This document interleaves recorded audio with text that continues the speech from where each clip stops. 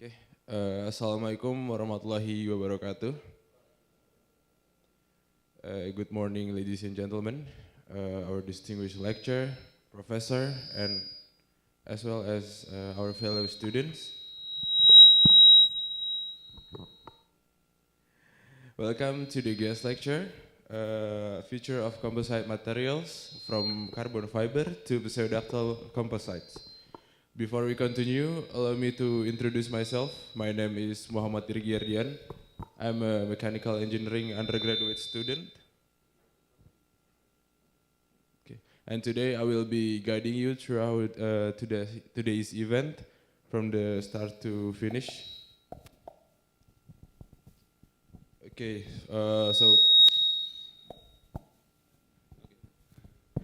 so on this occasion, we are proud to introduce to you. We are proud to introduce to you for our speaker today, Professor Michael Robert Wisnom.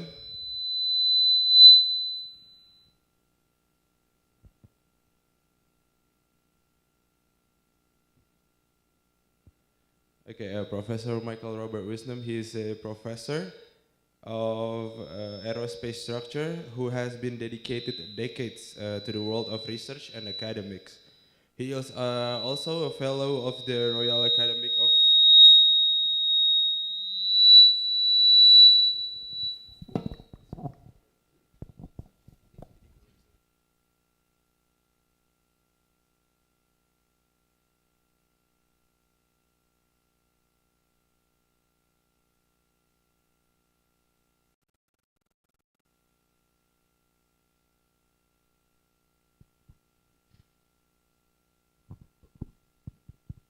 Okay, allow me to reintroduce Professor Michael Robert Wisnom. He's a professor of aerospace structure who has been dedicated decades to the world of research and academics. He is also a fellow of the Royal Academy of Engineering, which is a distinction that reflects the international scientific community recognition of his outstanding contribution to the field. So, without further ado, ladies and gentlemen, let us welcome him with a warm of applause, Professor Michael Robert Wisnom.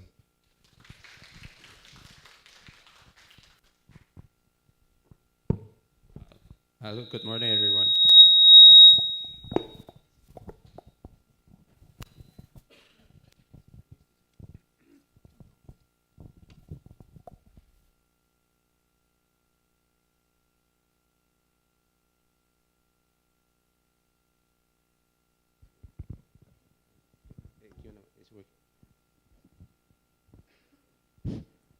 Okay, so today we're going to hear and learn from Michael about carbon fiber composite. It's a lightweight material and it's really quite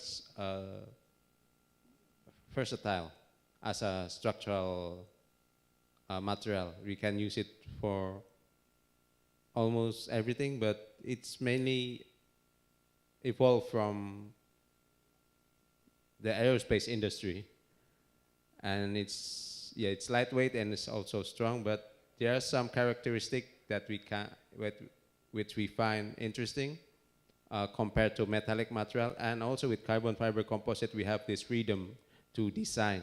I think that's the interesting key point, and today we will learn from Michael about the characteristic of carbon fiber composite, how does it behave, and also how can we predict its behavior and the tools that we can use to predict its behavior. As in design, it's important that we can predict the behavior. So I would like to give the spotlight to Michael to give the presentation, and then we can continue with a discussion. If you have any question, you are more than welcome. Thank you very much, Dr. Putu. It's a real pleasure to be here to tell you something about carbon fiber, but also to learn about your very interesting country and culture. So on Monday, we went to Garuda maintenance, and I was very surprised. At the beginning of the meeting, there was a poem. This is something you'd never have in England, but very interesting. In England, we have a special type of poem called a limerick, which is a rhyming poem. So this is my attempt at merging Indonesian and British culture. I came from Bristol to Surabaya to tell you more about carbon fibre, to inspire you in your search how to do world-leading research and take your knowledge even higher. So I'd like to now tell you a little bit about Bristol and what we do, and then move on and tell you about carbon fibre. So Bristol University, it's a top-ranking university, and we're involved in Bristol Composites Institute in education, obviously, from undergraduate, but we have master's programs and PhD programs, and we're involved in research. Also, we have a number of spin-out companies and involved very much with research and innovation and working with industry. And we aspire to be a world-leading institute for composites research and education, addressing the overarching challenges of sustainability and net zero. So just a few figures. We have a lot of academic staff. We have more than 30 faculty dedicated to composite materials, and then we have other faculty throughout the engineering and science departments working on composites and liaising with us. We have a lot of facilities. We have investment in equipment. We produce good research papers, and we have a number of our academics featured in the top scientist lists. Just to mention our postgraduate programs, we have a master's course in advanced composites, and I was very pleased when visiting Garuda Maintenance to meet one of our graduates who's now working at Garuda. We also have a PhD in aerospace engineering, which is a traditional PhD, which in the UK is mainly by research. But we also have doctoral training centres. These are cohort-based PhD programs where we have a group of PhD students who do courses as well as a research project. And some of those are based in industry, and they do more industrially oriented projects and receive an engineering doctorate, an Eng.D., rather than a PhD. We have a number of key partnerships, particularly mentioned we have a University Technology Centre with Rolls-Royce, which is quite a big activity, working closely to help them to understand and design better composite structures. And we're also working with Vestas wind turbines, with a large program on looking at carbon fibre in wind turbine blades. A number of other collaborations with other universities, both in the UK and internationally. Our research priorities cover quite a wide range. Advanced engineering for net zero. We look at numerical tools to help design materials and structures.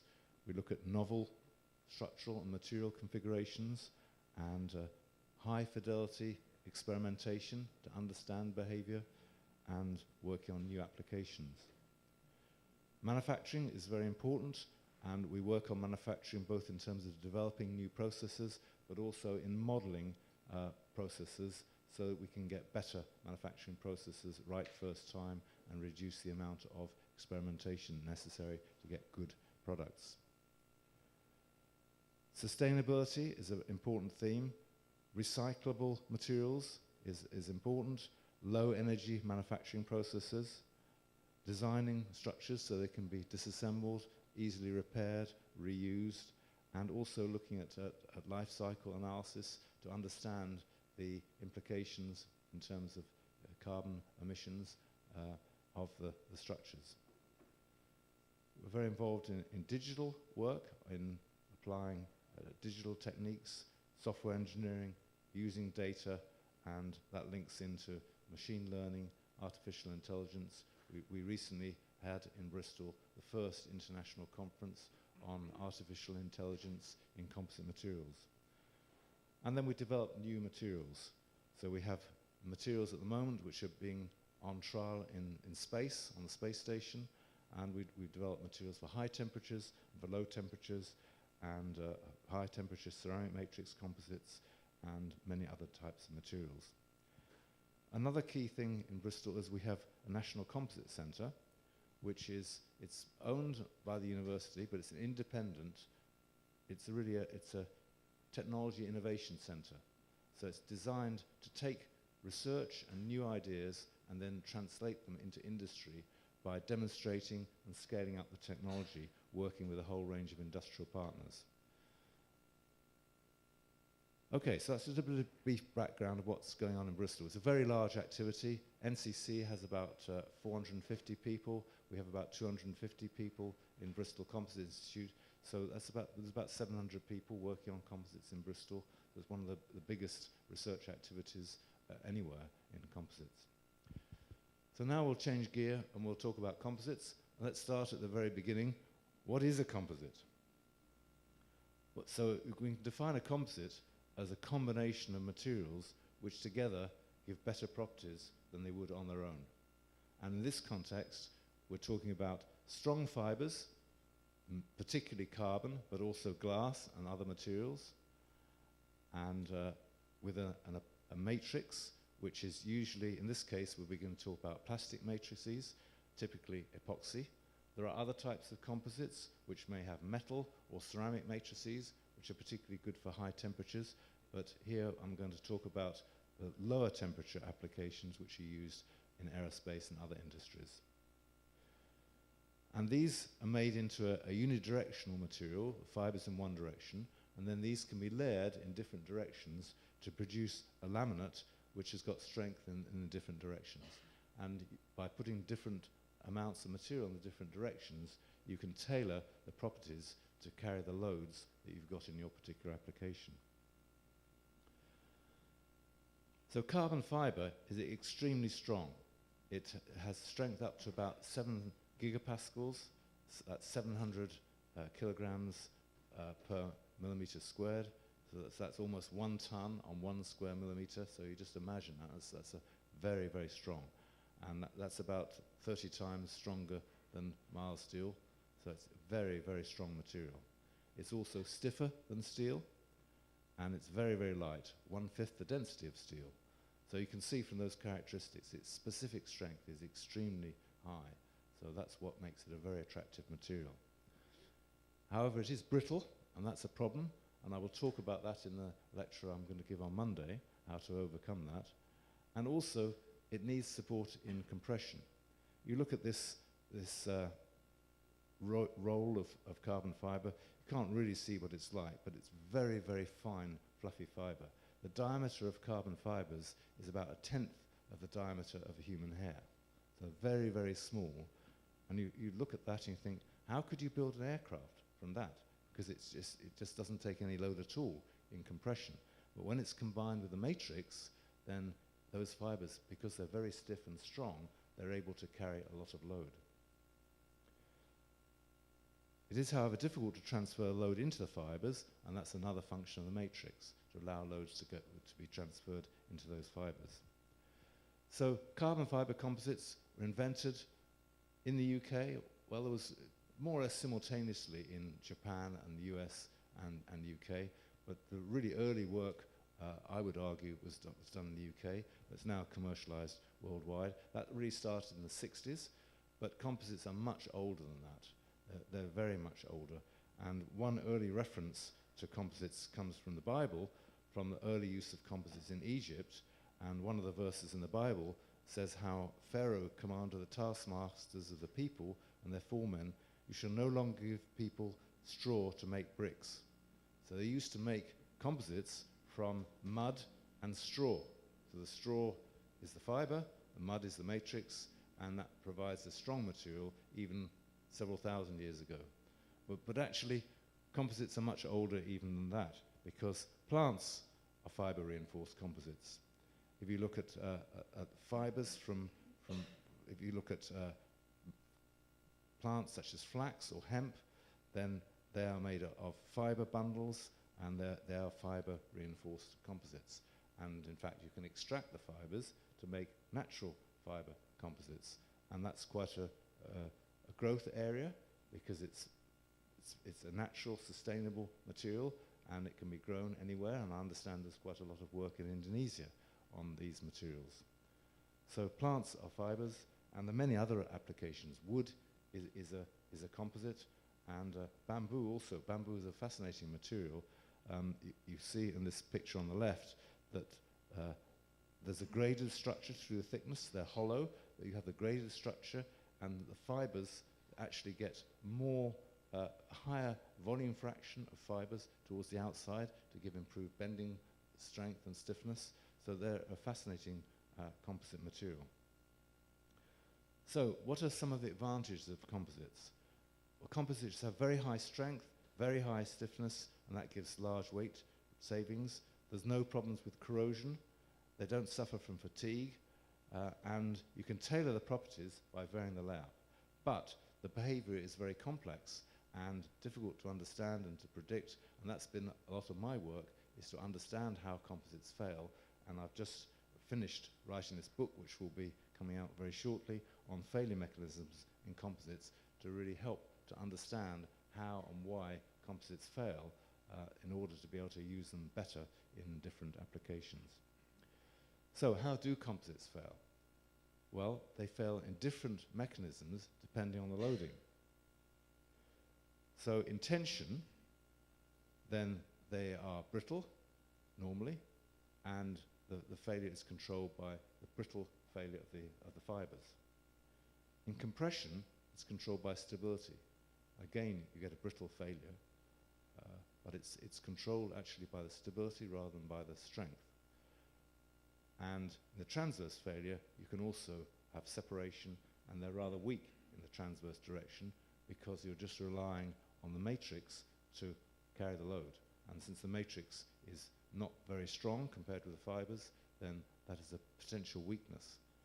And whilst you can laminate a composite to get different properties in the plane, through the thickness, you've got that weak matrix layer.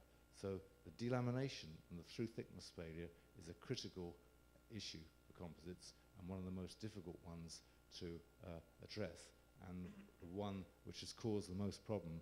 And when there have been failures in composite structures, it's usually due to that delamination. When Boeing introduced the 787 airliner, which was all composite, I'll tell you a bit about that later, that's one of the problems they had, was some delamination failures. So let's just review some of the properties in the different types of loading, and just tell you a little bit about how they behave. So in tension, they're elastic. There's no plasticity. They're elastic to failure. And this shows stress-strain curve in tension and in compression. And one of the interesting things is they're fairly linear, but there's a slight stiffening in tension, and in compression, there's a softening. And that softening can be quite big, quite a reduction in stiffness at high strains in compression. But when they do fail, it's sudden and catastrophic. And in tension, it's controlled by the strength of the fibers. The fibers are very strong, but they're also very variable.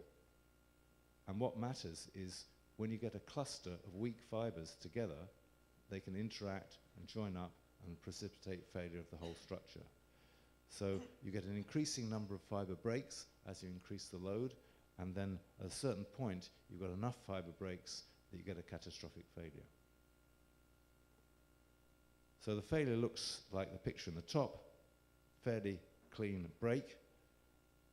But if you look at it under the microscope, you'll see clusters of broken fibers. You see some fibers here, broken. And at higher magnification, you'll see that there's areas where we've got a number of broken fibers here, but then they're also connected by splits, because in this direction, transverse the fibers, it's very weak.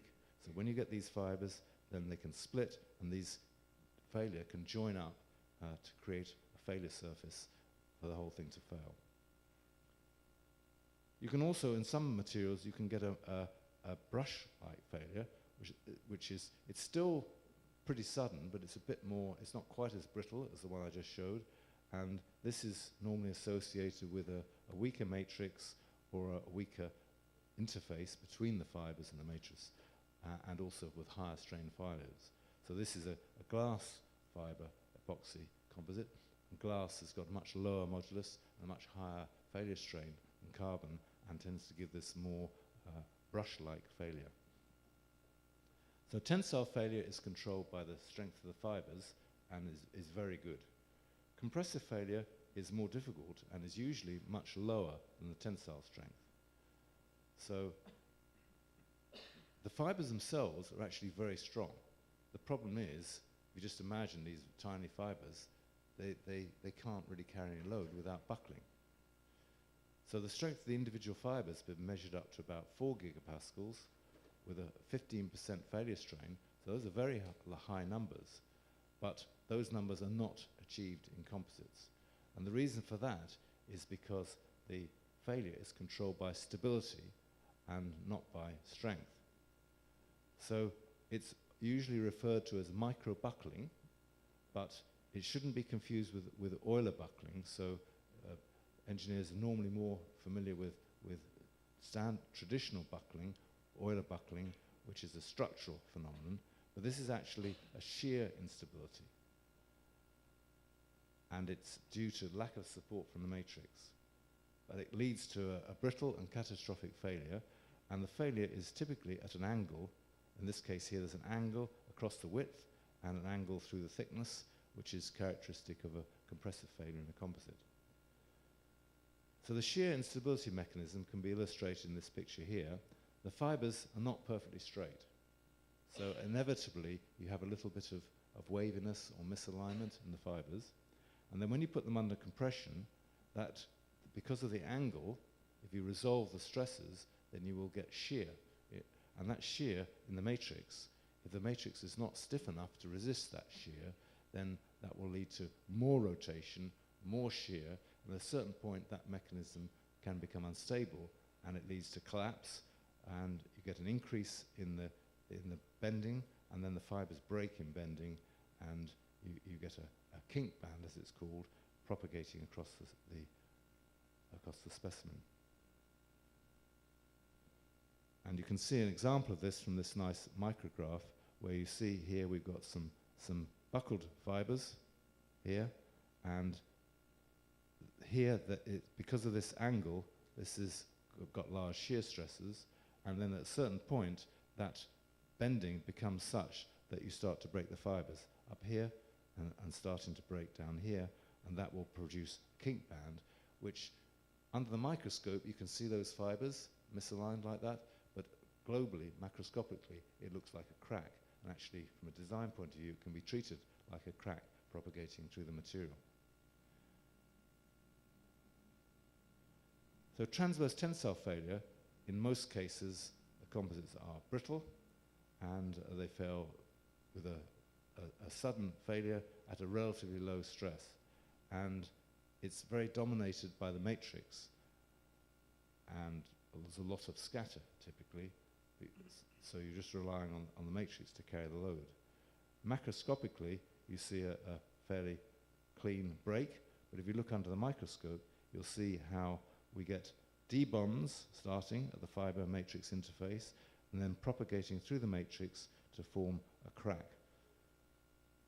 So it's really controlled by the matrix, and also you need to have a good bond between the fibers and the matrix, because otherwise this debonding may occur quite early.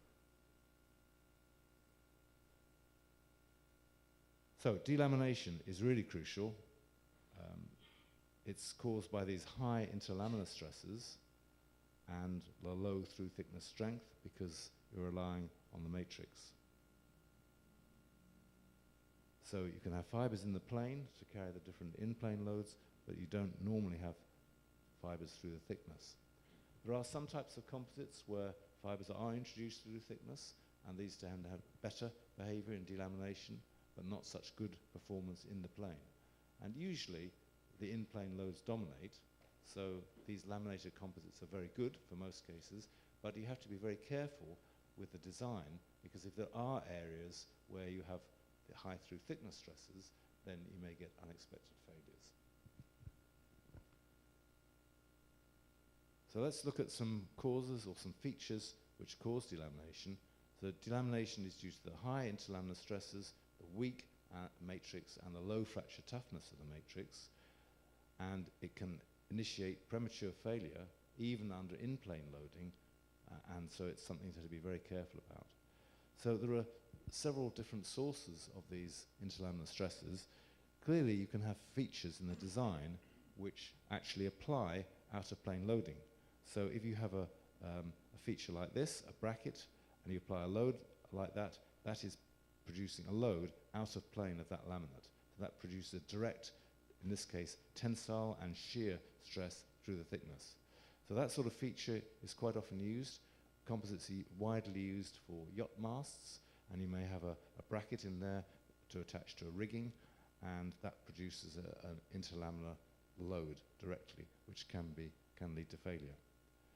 Other features, such as in this stiffened structure, this could be a wing skin and a rib or spar, and you may have pull-off loads due to fuel pressure loading, and that again produces a direct through-thickness loading, which there are, in this part here, there are no fibers to take that loading. So that can lead to matrix failure and delamination. But there are also features which are special about composites and weren't understood in the very early days, but are now much better understood, because you actually have discontinuities in the material. And these discontinuities can lead to very high local stresses, theoretically singular stresses going to infinity, which can provoke delamination. So one example is if you have a tapered laminate, and to taper the laminate, they're normally made from plies, and you would drop off a ply. You'd stop this ply here. But at the end of that ply drop, you have a very high localized stress, because all the load that's in that middle ply there has to come out into the other plies, so you have a very high local shear stress, and that type of feature can lead to delamination. So we've done a lot of work on designing these to reduce the risk of delamination, particularly under fatigue loading. Another feature which is very special to composites is the edge effect. So if you have a laminate like this 090 laminate here, then at the free edge you have a very special state of stress, because in the laminate you have stresses in both directions, but when you get to the free edge you can't have any stresses normal to the edge. So that gives rise to interlaminar stresses, and they can be very high. So this plot here comes from one of the famous early papers on composites, which shows how the interlaminar stresses build up near the edge. So away from the edge of this is a cross-ply laminate, away from the edge there's no interlaminar stresses. If you just load it in the plane, there's no through-thickness stresses. But as you get near the edge, then you get these very high stresses, and theoretically they go to infinity. Of course, in reality they're not infinite, but they're still very high, and this can cause them to delaminate from the edge. So these stress discontinuities and also the loading in either case can provoke delamination and can be a major form of failure. And most of the failures that have occurred in composite structures have been because of this type of failure. It's relatively straightforward to design your structure with enough fibers in the different directions to take the loads, but it's quite easy to get through thickness stresses because of local design features or other issues which can give rise to these delamination failures, which may greatly reduce the strength of the structure. So delamination is often referred to the Achilles heel of composites, because it's a real danger, and people who are used to working with metals and they convert to composites, this is the most important thing to worry about, because it is very different, the behavior here, than what you get in metals. So delamination often leads to premature failure. It destroys the ability to transfer the loads between the plies. Therefore, it can give rise to buckling. If you've got compressive loads and you have delamination, it's able to buckle and fail, and therefore greatly reducing the compressive strength. But it also, a very interesting mechanism, it's an alternative way to shed the load and allow separation without breaking fibers. So if you have this laminate here, which is a 45, minus 45 laminate, and you load that in tension, then you can get these matrix-dominated failures, weak failures, joined up by delamination, which will allow that component to separate without breaking the fibers. So although you've got very stiff and strong fibers, with this mechanism, it can actually fail without having to break those fibers. And structures are very good at finding the lowest energy route to failure. And if there is a weak route somewhere, the structure will find it, and you'll get a premature failure. And even if you have fibers in the loading direction as well, you may still get this type of behavior occurs in the off-axis plies, which may then put the additional load onto the fibers and cause earlier failure than you would otherwise get. So this is very important in structural behavior, especially for impact and compression after impact. I'll show you something about that in a second. Notch tensile failure is very important because usually you put holes in structures, but actually that's a very bad thing to do with composites because composites are notch sensitive.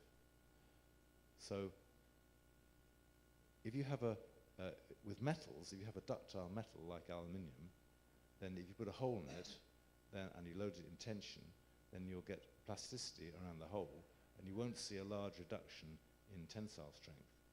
You may see some problems in fatigue, but tensile strength will not be greatly affected. You put a hole in the composite, you get quite a big reduction in strength. So composites tend to be more designed based on static loading rather than fatigue, whereas metals, very often it's the fatigue that causes the main problem.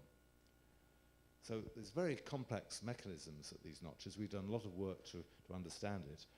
Won't go into too much detail, but what happens is you get splits in the different fiber directions, and these splits join up by the delamination, as I was talking about previously, and this allows a damage zone to propagate from the notch, and then eventually can pull out, just leaving these ligaments of the 0 degree fibers. And during this process, at some point the fibers will break, and the failure you get depends on when those fibers break in relation to when these other damage modes happen. So we had a big program on looking at scaling effects to understand what happens as you change the sizes, the dimensions, the thicknesses of the plies, and to understand the different failure modes.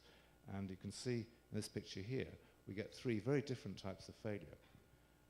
So the top one is a brittle failure, just straight across the width of the specimen. And that has occurred because there's little splitting or delamination has occurred before the fibers break. And that, you tend to get that with large holes and also with thin or dispersed plies.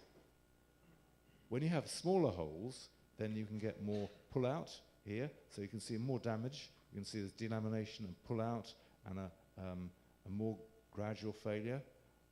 And if you have very small holes or you have thick blocks of plies, then it becomes delamination dominated. And in this case here, you can get complete delamination of the whole specimen, and then the fibers may fail later. So very different failure modes depending on the different parameters. And we've done work to really understand this and see how to predict that and how to design structures which fail the way you want them to. Now, impact really is very crucial for composites, and the damage under impact is really significant. It's probably the most important thing. Well, delamination, I would argue, is the most important design issue for composites, but in the industry, people normally think about compression after impact as being the most concern. But actually, that's because you get delamination under impact.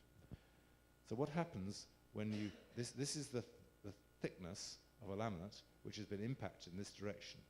The surface looks absolutely fine. If you looked at this from the outside, you wouldn't see any damage. But inside, these black lines here are a whole series of delaminations. It's delaminated between every ply in this laminate. So it looks perfect on the outside, but you put that into compression, and because of those delaminations, those sublaminates are going to buckle, and you're going to get an early failure. So you could have a reduction of a factor of 3 or more in compressive strength, but actually it looks fine. So that's a real problem for design, because anything that you can't see, you have to assume the damage is there. So you have to design the structure on the basis that it includes those delaminations that you can't see. So that produces quite a large knockdown. It means you can't use the composite right up to its full strength, because you have to be aware of this possibility. So impact damage can be caused by all sorts of things, low velocity events such as dropped tools, things being rammed or accidents where a truck drives into an aircraft structure. But you can also get high velocity impacts, such as this bird strike. That's a critical thing for aircraft fan blades. We've done a lot of work at Bristol on that, working with Rolls-Royce on looking at fan blades.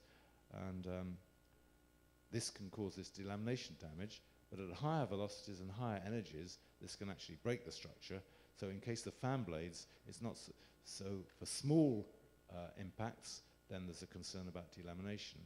But for a very large bird, then it can do a lot of damage. We saw at Garuda on Monday, we saw a nose cone from a 737, which had been hit by a bird, and it was incredible how much damage there was on the front of the aircraft. A bird, a large one, flying at a few hundred miles an hour, well, of course, it's the aircraft flying at a few hundred miles an hour on the bird, but the relative velocity is high, there's a lot of momentum, and it can do a lot of damage. And so the fan blades have to be designed so they can take that bird strike without breaking the blade. So we've done a lot of fundamental research studying this impact using just static indentation, because it's much more controlled. We can stop the test, we can look at the damage and understand how it grows and model it, and it actually is very similar under static loading compared to under impact. And so what we see is behavior like this. We have a rectangular plate here on a window, and then we indent it with a hemispherical indenter. So initially, nothing happens, and when we X-ray or C-scan the specimen at this point A, there's no damage. But then you see a little load drop, and that load drop there, what's happened is you've got delamination, and these colors show the delamination, the different plies. And in this case, we've got about 14 millimeters of delamination at that point there. So it still can carry the load, and it looks fine. And at that point there, you probably wouldn't see very much damage, but it would have had a significant reduction in its compressive strength.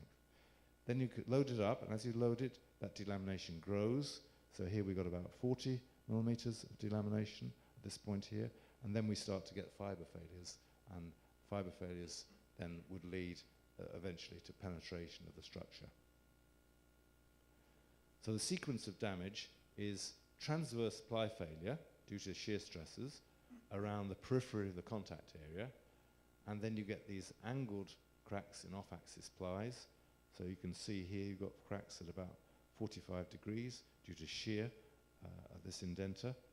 And then when you've got sufficient energy, the delaminations propagate. And you get this staircase pattern where you get matrix cracks in the weak direction in each of the plies joined up by these delaminations. And that produces the sort of damage I showed on that previous plot. If you have enough energy, then you can get failure, and the mechanism called shear plugging, which is something we're looking at the moment. We're working with Rolls-Royce on the design of a new casing to resist. So I said with the fan blade, I said that the fan blade has to withstand the bird strike without failing. So that is a design requirement for the blade. But nevertheless, you also have to design the engine so that even if the blade does fail, which is not supposed to, then it's contained in the engine. So the engine casing is designed to take the loads of a blade as it comes off. And so we're looking at making carbon fiber or hybrid composite casings to resist that fan blade. Worst cases with a metal fan blade, actually it's a bit easier with a composite fan blade because they're much lighter. So the mechanism here is you get a high zone of shear, and then you get a failure which propagates through the thickness and produces this referred to as a shear plugging failure. So that's what we don't want to happen when a blade hits the fan casing at high speed. So that's a bit about the failure of composites. That's most of my research has been, over many years, has been related to that. And I think it's very interesting and quite complex and difficult to understand, but that's why there's been fairly slow progress and conservatism in using composites, because we have to make sure that they don't fail, and that requires good design, a lot of testing. But increasingly we're developing the models to allow us to be able to predict the behavior so that they can be used more efficiently. So composites are great materials, very strong, stiff, very, very good structural materials, and they have a big part to play in reducing energy and reducing emissions. So they have a contribution to reaching the net zero target, which is a lot of emphasis in the UK these days and many countries on reducing emissions. So composites are light, so lightweight, leads to reduced energy consumption in vehicles. This BMW car body is very light, helps to reduce the fuel or electric consumption, and also durability of composites leads to longer life, and therefore we use structures for longer and we don't need so many replacements.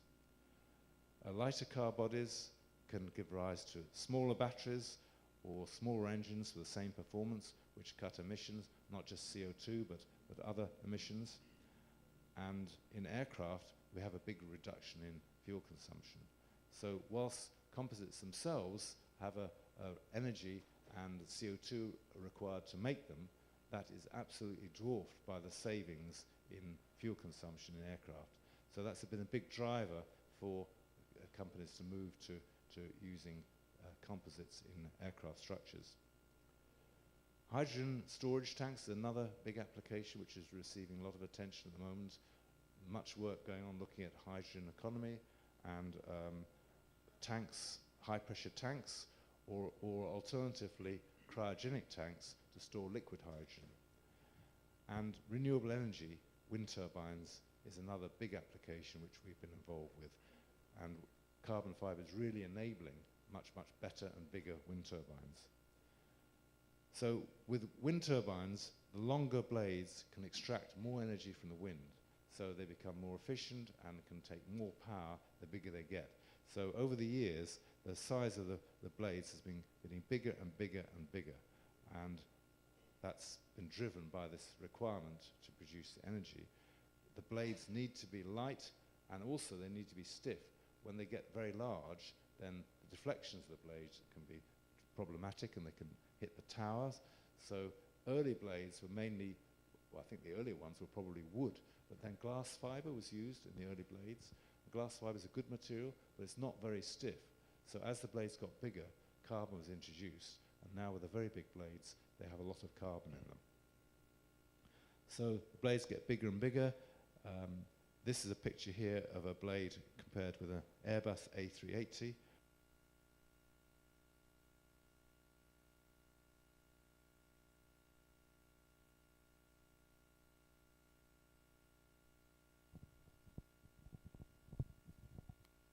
Yeah, this is quite a small blade, which is the size of an A380, but the largest are now over 150 meters long, each blade, and that's double the span of a 747.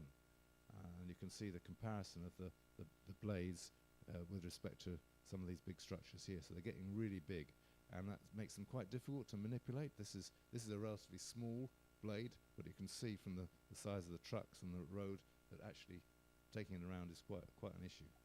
So it's good application for carbon fibre to be able to make those very long blades stiff enough to behave well. Propeller blades is another good application.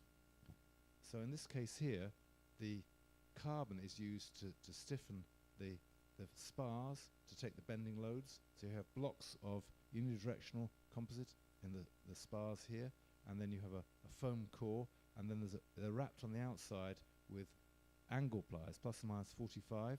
So plus or minus 45 plies are very good for taking shear. So if you want to resist torsion in a blade, then you can tailor it. So you have the 45 plies to take the torsion and the UD plies to take the bending.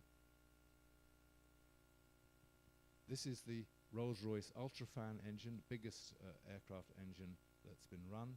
It was ran about a year or a bit more ago. And this has got carbon fibre blades. We were very involved in the development of those blades, and also has a carbon fibre casing as well to resist the fan blade off case. So that's a very good application. Big weight saving. The blades save a lot of weight, but because the blades are much lighter, a casing has a big reduction in weight, the casing, because it doesn't have such a large mass to contain if one of these blades comes off. Space vehicle truss structures, good application for composites. So we did some work quite some years ago now on the Skylon proposed single stage to orbit space vehicle, and this shows a picture of some of the truss structure on that vehicle. So these were carbon fibre tubes to make the trusses, and then they had this these nodes to transfer the load, and they were designed to be titanium.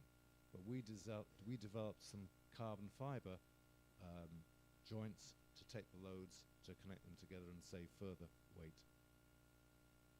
There's been increasing use of composites in the aircraft industry. This plot here shows how things have evolved with Airbus. So the A300 was the first Airbus aircraft back in 1970 odd, and that had a small amount of carbon fiber, about 5%, but every successive Airbus has had more carbon fiber, right up to this recent Airbus A350 XWB, which is essentially all carbon fiber structure. It does have a bit of metal in it, but it's 53% by weight carbon fiber, and by volume it's even more than that. So to see where it's used, this is a picture of the use on the A320. So in the early Airbus, it was just used on some of the trailing edge structure. The A320 uses it on the trailing edge structure, on the nacelles of the engines, but also on the vertical and horizontal stabilizer. Then the radome here is an aramid composite. These red ones are the carbon fiber, and there's fairings here in blue, which are glass fiber. So that was the use on the A320. When they went to the A340, they introduced a carbon fiber pressure vessel, pressure bulkhead at the back, and also some keel beams down here. And then on the A380, the whole center wing box was carbon fiber, and the whole of the rear fuselage was carbon fiber as well. And then the A350, basically everything is carbon fiber. So it's been a progressive implementation of more and more carbon over the development of the aircraft. So that's the civil aircraft, but the A400M military transport aircraft was the first large aircraft with a carbon fiber wing. So that aircraft flew, it flew, I'm pretty sure I'm right in saying this, it flew just before the 787. So that wing was developed in Bristol. We were involved with that work, and actually that wing is fabricated in Bristol, and then the final assembly of the aircraft is in Seville. So that had all carbon fiber wing, but the rest of the structure is metal. So the 787 was the first large civil aircraft and first large aircraft which all carbon fiber, and the blue here shows the carbon fiber, and you see basically all of it is carbon fiber. There's some fiberglass with these fairings which are not so highly loaded, but it's basically all carbon fiber. So here you see how the nose cone is made. It's made by a fiber placement technique. So the mandrel is put and the tapes are wound around the mandrel to build up the whole structure in one piece. And then after that's made, it's machined, the doors, the window areas are machined out, and then it's assembled into the aircraft. And that's a different technology from what the Airbus use. Boeing make the whole fuselage segments in one go. Airbus make separate panels and join them together. So if you look at some of the structures on the A350, so this shows the fuselage structure, all carbon fiber, but it's made in 4 panels which are joined together, and then you have a carbon fiber floor structure here, and then that shows one of the wing skins, which is carbon fiber skins with these stiffeners integrated into it. So that shows some of the aircraft applications. Finite element analysis is a great tool, and we do a lot of work with that to design the structures and to understand how they fail. And finite element analysis can be applied at all sorts of different levels. It can be applied at the structural level to look at the whole aircraft design. It can be applied at a stiffened panel. This is a stiffened panel with a notch here to look at how that notch propagates. Or right down here, some very highly detailed analysis of notches in these panels and how the detailed damage progresses to help us design the materials and the notch geometry to take those loads. But composites have got a lot of flexibility. You can have completely different architectures. These are showing some of the architectures from my previous colleague, Pang, who looked at making composites with very interesting microstructures, and each of here, this is the reinforcing element. This itself is a composite. You can see the individual fibers in this, and then this was infiltrated, in this case, with a metal. So very different microstructures that you can get, and you can tailor that structure to give you particular properties. We also made different shape fibers in Bristol. We made hollow fibers, we made triangular and star-shaped fibers, and these allowed us to change the characteristics of the materials. And another key benefit of composites is that you can make them multifunctional.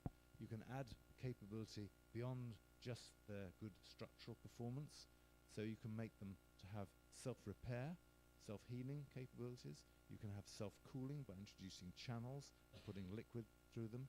You can use them for health monitoring, or you can increase electromagnetic functionality. So this is a structure which was made with incorporating some iron wires or strips in the layout, so that this has got, as well as the structural functionality, it's got electromagnetic functionality. This shows some of the bleeding composites for self-repair and visualization of damage. So we put these little channels in there, and you can put either a healing fluid, so when the thing gets broken, the healing fluid gets out and sets and repairs the damage, or you can put a dye in there so it seeps out and you can see the damage and you can know that it's been damaged, even though it may be difficult to detect it otherwise. As I was talking about earlier, you may have internal damage which may not be visible. But here, with this dye included, you can produce more easily damaged, easily visualized damage. And composites really allow many exciting new concepts to be realized. And for example, morphing wings that change shape, and I was interested to hear there's work going on here on morphing structures. And this enables you to make really exciting different structures, and really I would say that composites are the future of aerospace structures. So in summary, carbon fiber composites have outstanding mechanical properties. They enable structures to be created that simply couldn't be made otherwise. They can be tailored to specific applications, and they enable multifunctionality beyond just the structural performance. So composites are underpinning the transition to green energy, and I would argue that they really are the materials of the future. Thank you very much.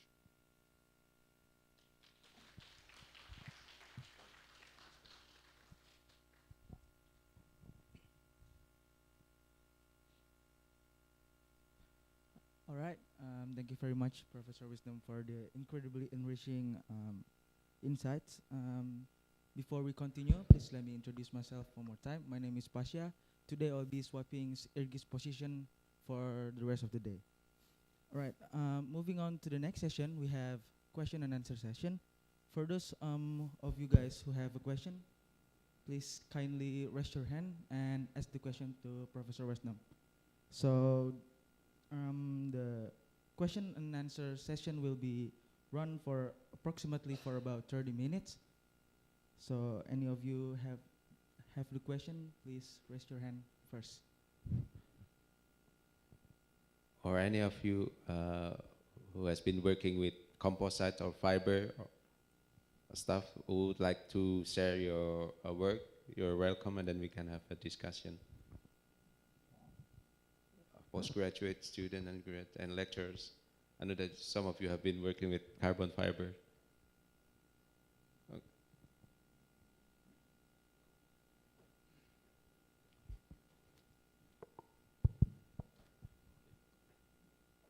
Good morning. Thank you for this opportunity. Let me introduce myself first. I'm Faiz. I'm from mechanical engineering. So before this guest lecture, right, I took a chance at watching a video on YouTube on how carbon fiber parts are manufactured in for a small part anyways, like a car bonnet or an engine cover. So it's really, my question is about the manufacturing of the carbon fiber parts itself. So I have two questions. The first one is how would you manufacture a large part, like an entire airplane fuselage, like the A350, for example? Because from what I've seen, you need a mold for the carbon fiber, where you will lay the carbon fiber onto the part, onto the mold itself, and then you need to vacuum back the entire thing, and then you infuse the epoxy resin itself. So how would you do that for a large part, like an entire fuselage or an entire wing?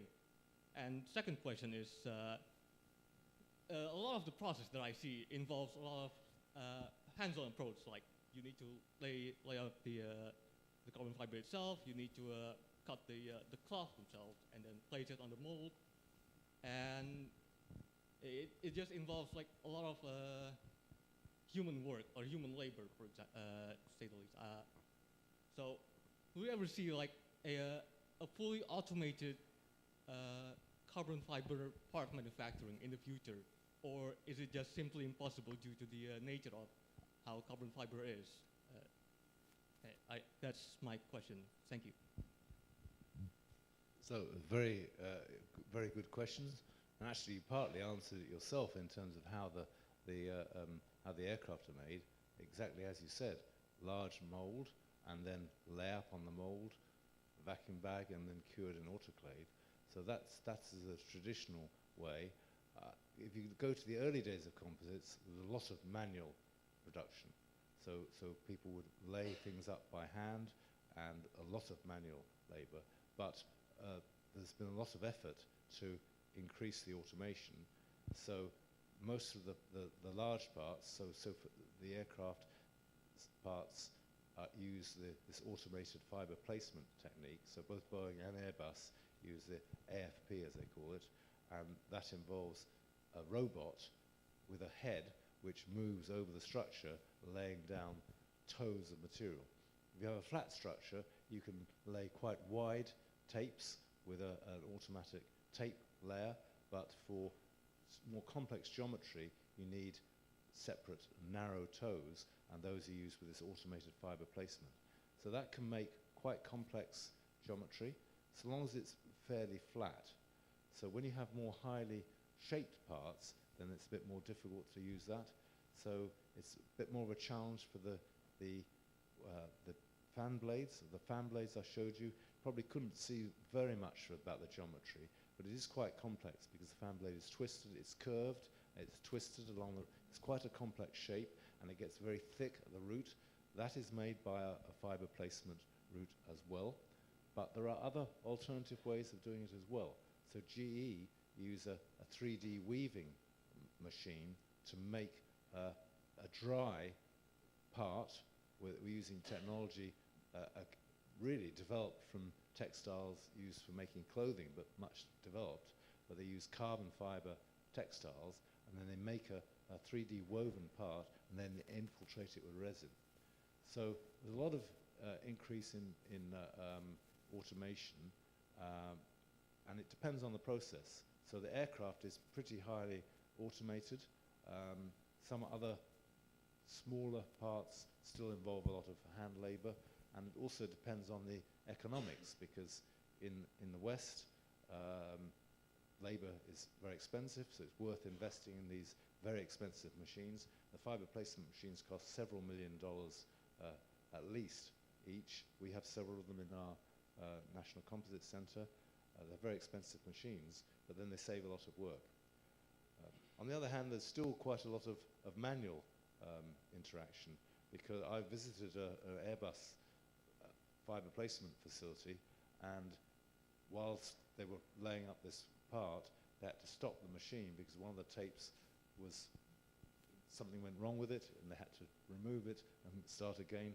There's still some, actually some manual intervention, but it's improving, and we're automating it more. So we're involved in research at the university to further automate it. So we've been working on inspection machines which work on during the manufacturing, spot when a problem arises, stop the process, reverse it, take the tape off, and relay it.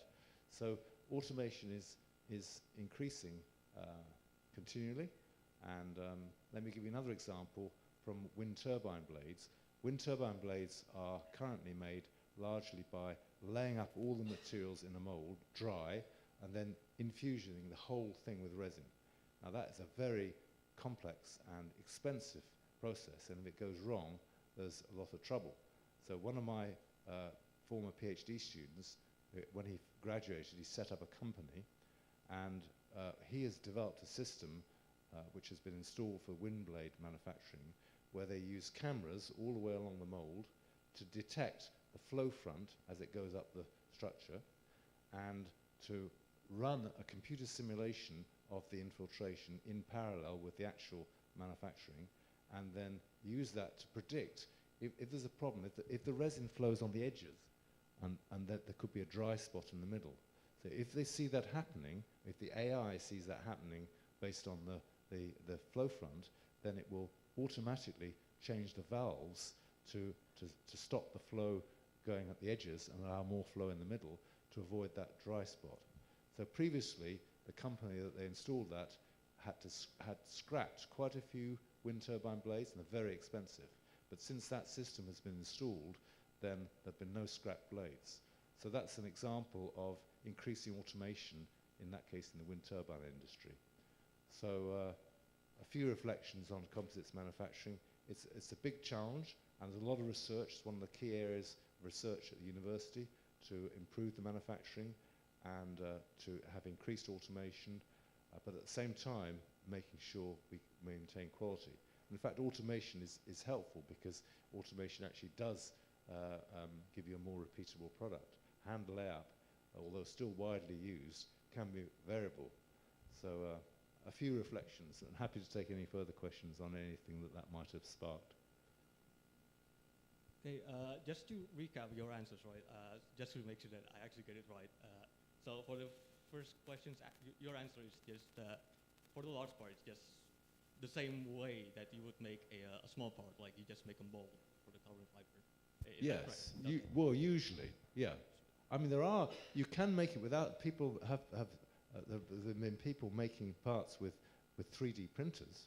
Now, whether 3D printing or additive manufacturing, arguably all the composite process additive manufacturing, but people have been making short fiber reinforced using 3D printing machines and not using a mold. So they just print it on the surface.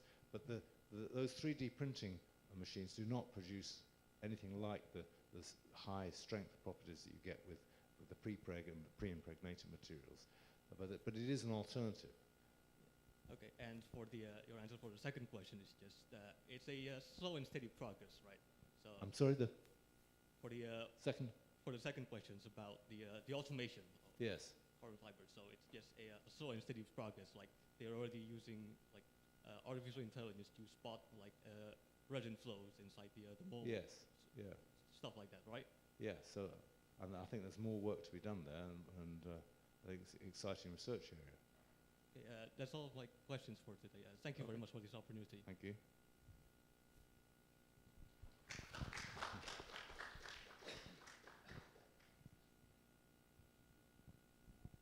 Is there any of you guys that have questions?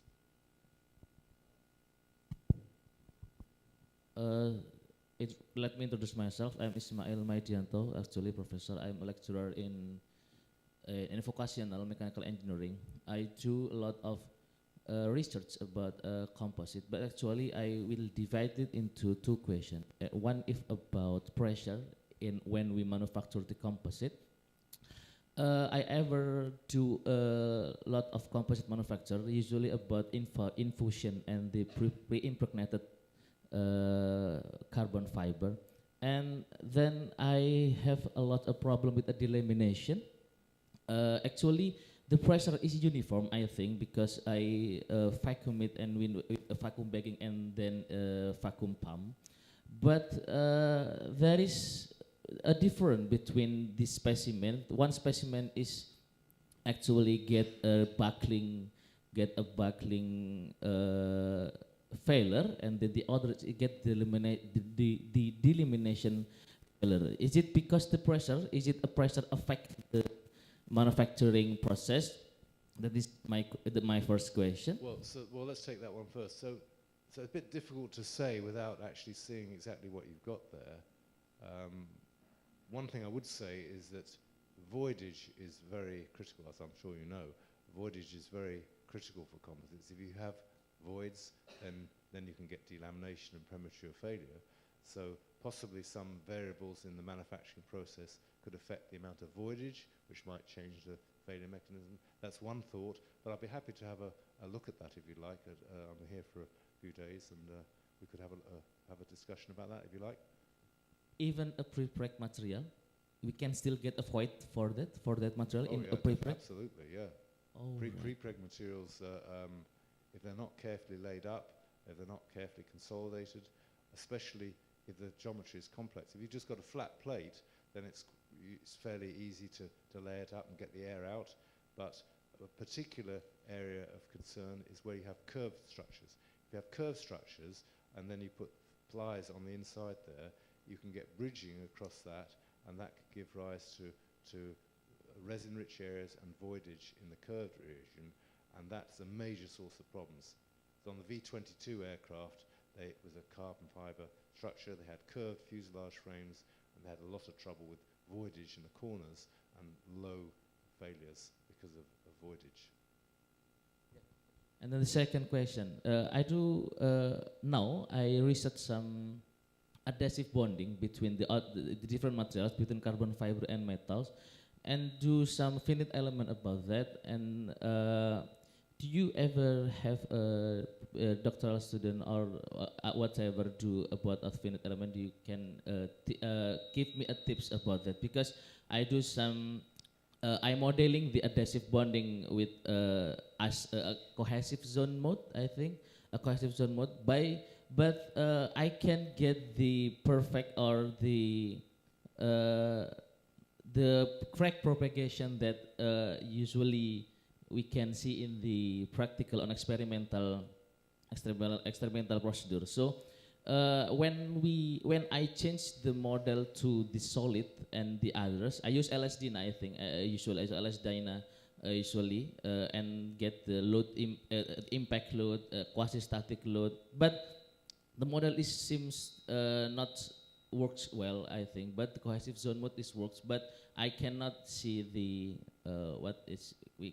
I cannot see the crack propagation as we see in experimental study. But so my current research is about a delamination from the other material, about from carbon fiber and the metal material. Thank you. Well, another very interesting question. I'd be very pleased to discuss that in detail, because we've done a lot of work on adhesive bonding and predicting strength of adhesive bonded joints. A couple of things to mention. One of the things which is really important is, I don't know whether you get it with your structures, but very often the failure migrates into the composite. So you have an adhesive bonded joint, but it doesn't fail in the adhesive. It goes into the joint. So usually what we find is, when we're modeling the joints, is we use the composite fracture properties, not the adhesive. Typically adhesives have much higher fracture toughness than the composites, but if you use those adhesive properties, normally it over-predicts the failure, because what happens is it finds the weak part, which is for the crack to migrate into the composite and propagate in the composite. So that's one very important point. Another point is that adhesive joints are very sensitive to what happens at the fillet, at the end of the joint. And this is a source of variability and can also affect the predictions and the modeling. So that's a critical question, whether how it fails at the end. But I'd really like to see your joints and your analysis, and we could have a discussion about that.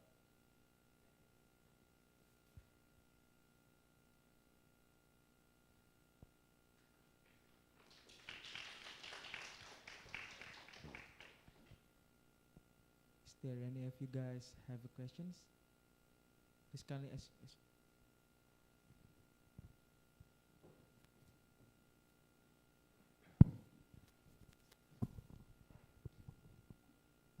Good morning. Thank you for the opportunity. First of all, let me introduce myself. My name is Yoga. I am a first-year student at ITS, and I have a fascination about the recently viral space mission from NASA, which is the Artemis 2. During its last steps of the mission to get to Earth, the Orion capsule detaches and enters the Earth's atmosphere, experiencing temperatures almost reaching 2,800 Celsius, almost half the temperature of sun's surface. Now, to my knowledge, they used AFCOAT for the heat shield, which is a advanced composite material made by silica fiber and epoxy for the matrix.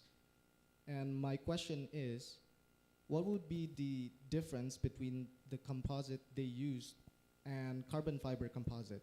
And would using carbon fiber composite be able to withstand the high temperature that the Orion Shield's heat shield faces? And as a first year student, what steps should I take if I want to eventually research and develop advanced materials like these? So I don't know anything specifically about the Artemis. I've not worked on that, so I don't know the details. But we have worked on other high temperature applications. We're working with Rolls-Royce on composites for aero engines. So what I mentioned about the fan blades is at the front of the engine, which is cool, but obviously inside the engine things get very hot, and they're using ceramic matrix composites, which is probably similar to what is on the spacecraft, and those consist of ceramic fibers such as silicon carbide and a ceramic matrix. So ceramics are able to withstand very high temperatures, but they're extremely brittle. But if you have ceramic fibers, and then you can infiltrate and produce a ceramic matrix, you have a ceramic, but it actually has a fibrous structure and is less brittle and more able to resist the failure. So that sort of material is being used currently in some aero engines, and it goes up to quite high temperatures. For very high temperatures, it's usual to use a carbon fiber carbon matrix. So we saw at Garuda, they have brake discs, which they were maintaining on the undercarriage, and those are made of carbon, and that is able to withstand very high temperatures. Carbon can go up to extremely high temperature. It will ablate, so actually when it gets very hot, it will effectively burn off, and that's what happens on the re-entry vehicles. They're designed to withstand the heat as much as possible, but they probably do ablate and will need to be replaced in some cases. On the shuttle, they used ceramic tiles, and then they could replace some of those tiles if they were damaged during re-entry. So I think those materials are made. Actually, they're made in a quite similar way. So you start off with a carbon epoxy, or very often it's a phenolic, a different resin, and then they burn off they treat them at high temperature and burn off the other material, so what was a polymer resin just becomes a char of carbon, and then because its volume has reduced, it's porous, so it infiltrated again, and you go through multiple steps: infiltration, firing, and then re-infiltration, until you have a solid composite, which is carbon.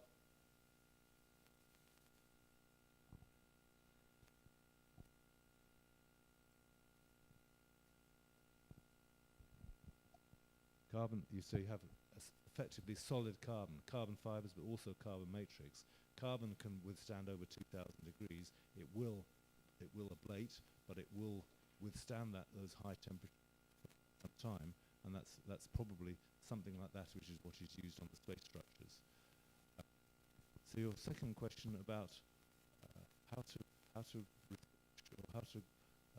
tell me again what you were asking in the second question. Okay.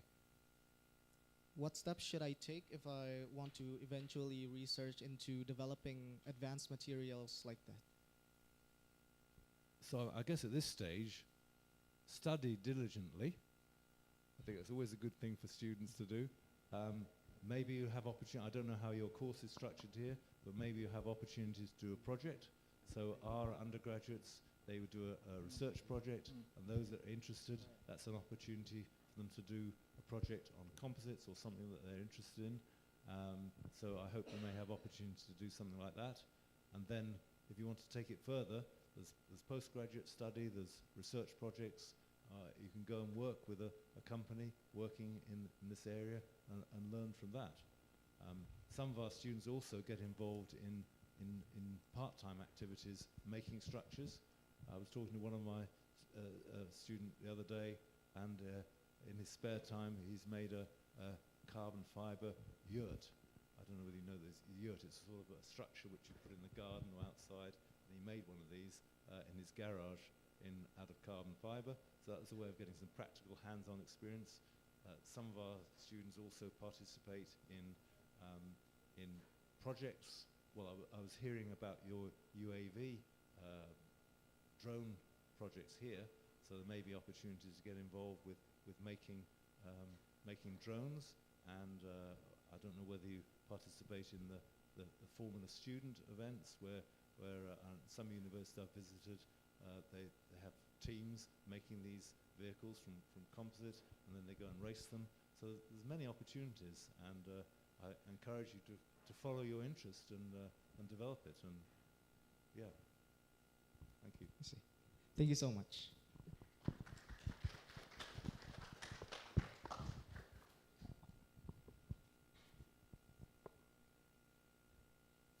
Do any of you guys have another questions?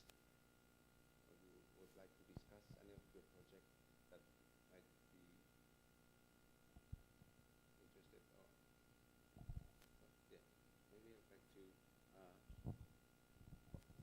would like to add something also related to with manufacturing of composite material. As I did in my PhD study, I did lots of layups in the lab, long hours, and yeah, this was a manual layup, so with using a prepreg. And what I discovered is that you could not have a 100% perfect alignment of carbon fiber with using manual layup. And this manual layup has still been used in industry. So when you have using this manual layup, hand layup, and you would like to make sure that the quality is suitable to be used as a structural part. So how you define a good composite structure when you're doing hand layup? Maybe you can enlighten the audience, a student, and how really to make sure that the quality is suitable enough as a structural part when you're doing hand layup, manual layup. So there are challenges with getting good alignment, as you say, but that's something you've just got to be careful with, and you've got to make sure you have things well measured and well marked out. There are systems which help with the alignment of the plies, laser projection systems which help you to, probably you don't have them here, but in industry they have these systems which guide the user exactly where to put the ply to get the right alignment. I think in terms of practical steps, it's crucial, I think it's obvious, but it's crucial to avoid contamination. So you've got to be very careful to avoid anything which might contaminate the layout. So cleanliness is really important.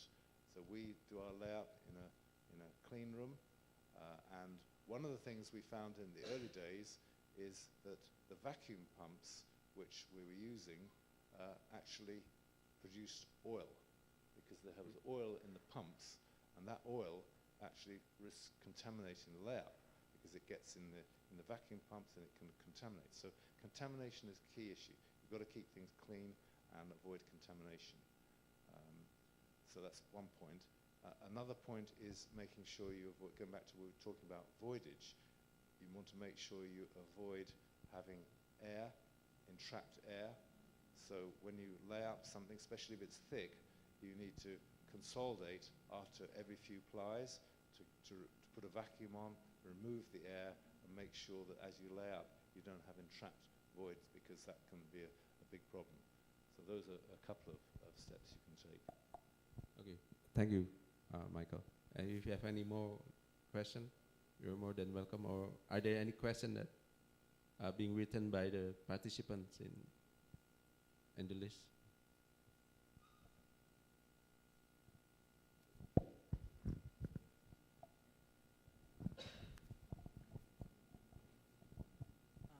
So Mr. Wisnom, with the global carbon market targets become increasingly strict by this 2026, how is the composite industry addressing the issue of end-of-life waste given the nature of CFC that are, to which I know, that are difficult to decompose naturally?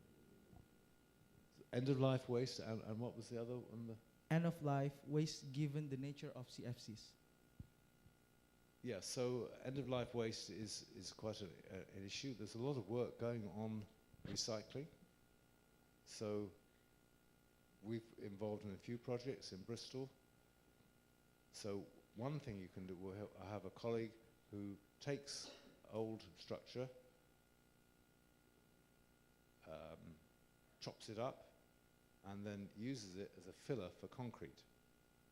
So it actually improves the properties of the concrete, and it is a good way of using the old material. So that's one thing which we're involved with.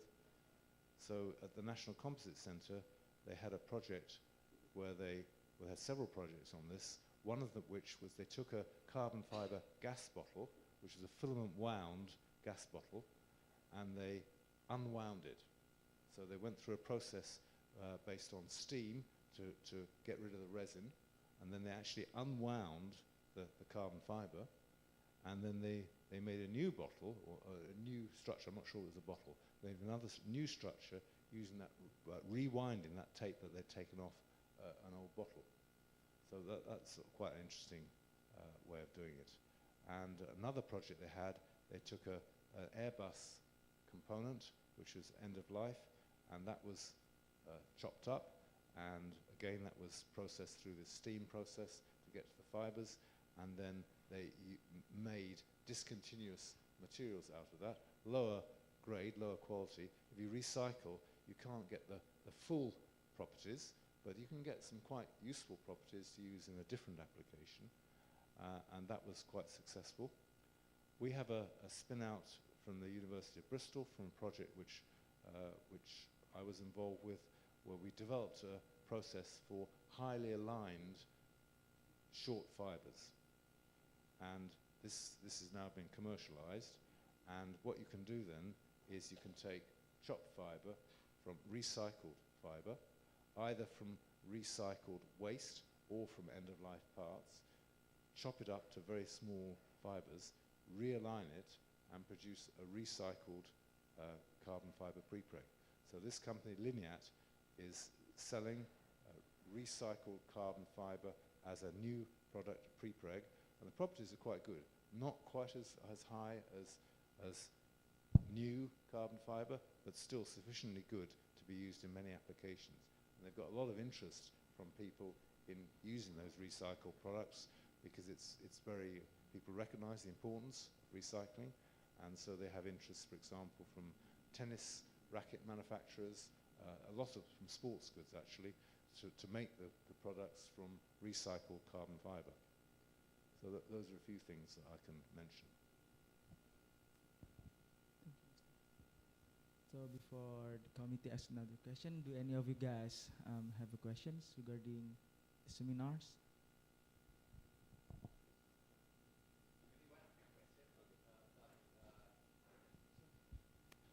Just one quick question about the sustainably sourced fiber like bamboo that you mentioned. What's the potential that you see this technology being developed in Indonesia, and in terms of reliability, what are your comments on this? Thank you. So I think natural materials are pretty good. They are perhaps more variable than artificial composites, but I think there's a lot of opportunity and a lot of work going on, probably already in Indonesia and elsewhere. I've seen quite a lot of work on using different natural fiber composites. They're used in aircraft interiors, for example. Some of the cabin, the overhead lockers and plant panels inside the aircraft have been made from flax fibers. So I think there are a lot of opportunities to use these materials, because some of them have pretty good structural properties, and they're natural materials. They do clearly have issues in terms of variability, dealing with moisture. They tend to pick up a lot of moisture, and so there are some challenges, but there's a lot of work going on at the moment, and I think scope for doing more work and finding the right applications. I don't foresee we'll see them for primary aircraft structures, because there you really need the highest performance, but for many structures which are not quite so demanding, they make very good materials. So we have a project at the moment. One of my colleagues, Ben Woods, is making truss structures, and he started off making carbon fibre truss structures, but he's got a PhD student at the moment who makes truss structures using bamboo for the main longitudinal members, and then the bamboo is wound with a flax epoxy. Actually, I'm not sure it's epoxy. It's a bio-based resin, a fully sustainable project to create these trusses which can take quite high loads. That's another application. I think it's a good area and a good one for you to be working on here. So I hope we'll have some further discussion about that while I'm here.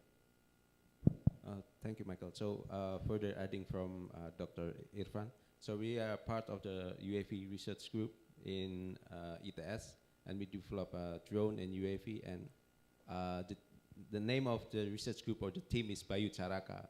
And any one of you, maybe the first year student who would like to join Bayu Caraka, you're more than welcome. And we are developing exciting drone and UAV, where we participate in competition, and hopefully in the near future we also can use it for more advanced technology, where we can do a detection of rural area and risk-based zone, and also maybe detecting damage in aircraft and pipelines, some kind of that. And yeah, maybe we can take Professor Michael later or next week to see our workshop where we develop this UAV and drone. And then we can, you can have a look. And okay, maybe anyone of you would like to have to ask our discussion? Yeah, Professor Michael will be here until next week. So and he will be based in the mechanical engineering, the second floor. So you are more than welcome to have a discussion with him about your research or paper and so on.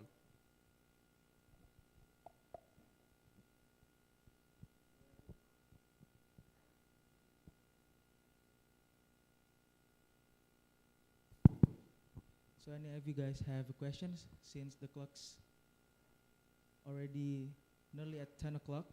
This will be the last questions to ask. Please raise your hands.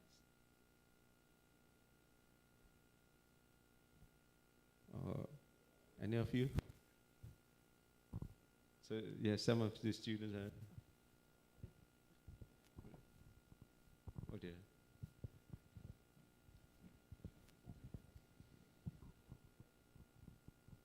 Okay, first, thank you for the opportunity for the question.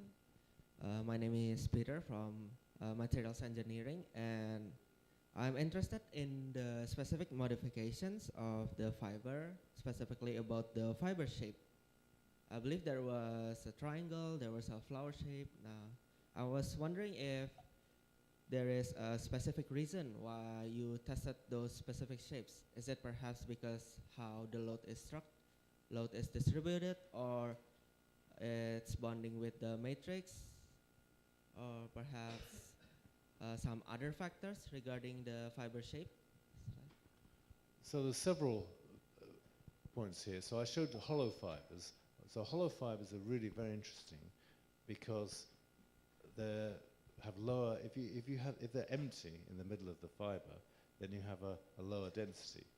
And from a buckling point of view, where you've got compressor failure and buckling, you actually get a better performance if you have lower weight, and so a hollow fiber provides better performance in compression and buckling.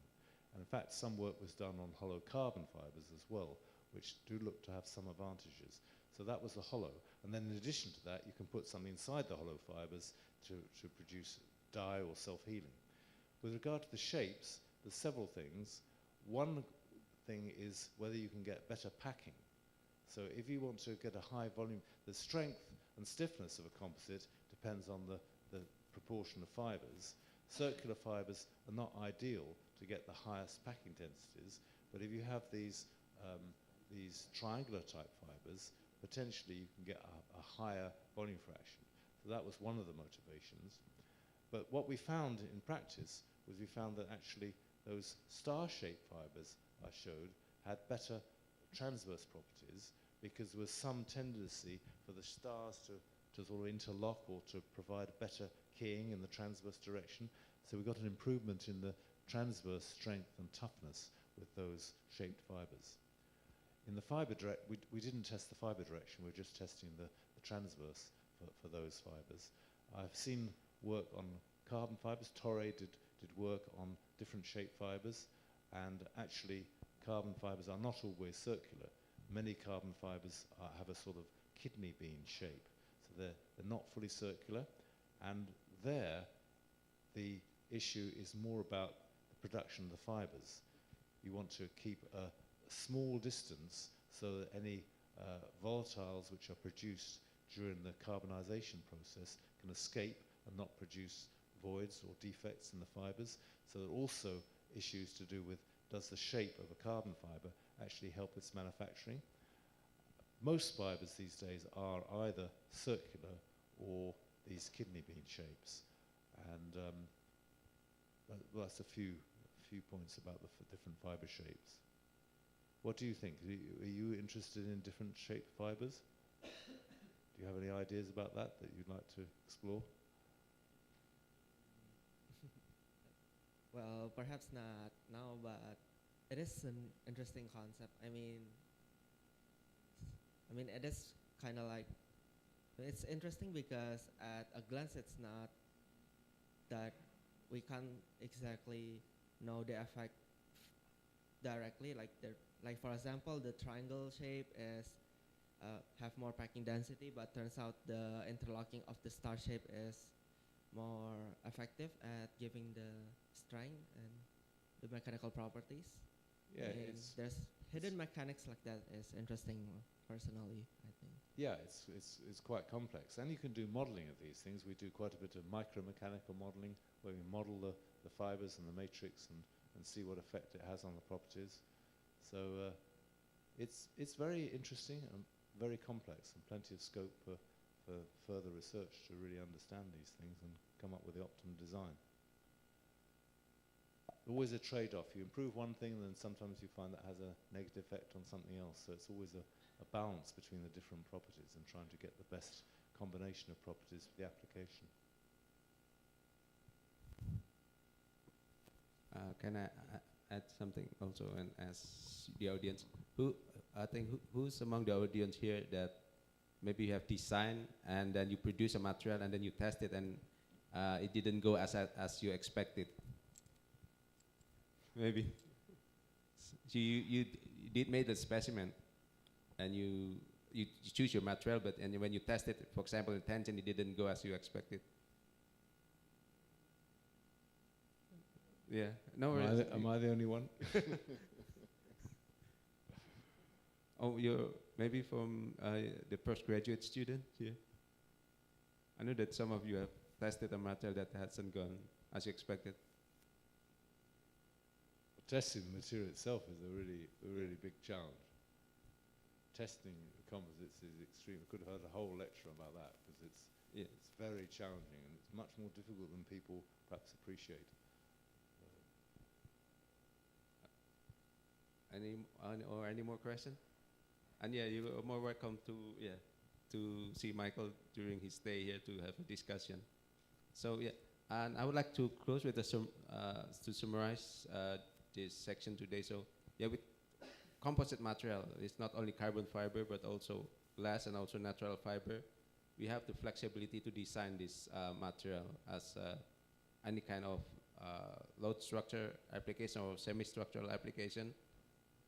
But we really need to understand the behavior of the material, and as we can design and manufacture it properly, so we can use it also properly. And yeah, I think the key terms is to understanding the behavior of the material in different level, yeah, Michael. Either in micro level, meso level, or the macro mechanical level. and that needs understanding of also the modeling and also what kind of appropriate suitable testing method that we need to use. So for that to say, we would like, please give a big applause to Professor Michael Wisnom for his really insightful lecture for today. So thank you very much. Thank you. All right, as the clock shows 10 o'clock, so the Q&A sessions will come to an end.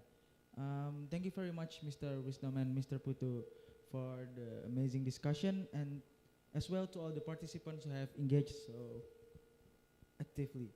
So we have now reached the end the today's session, and I'm gonna invite all the attendees to take photos together. So please, Mr. Wisnom and Mr. Putu will come to here and stand. So my friends here will help you guys to organize the positions.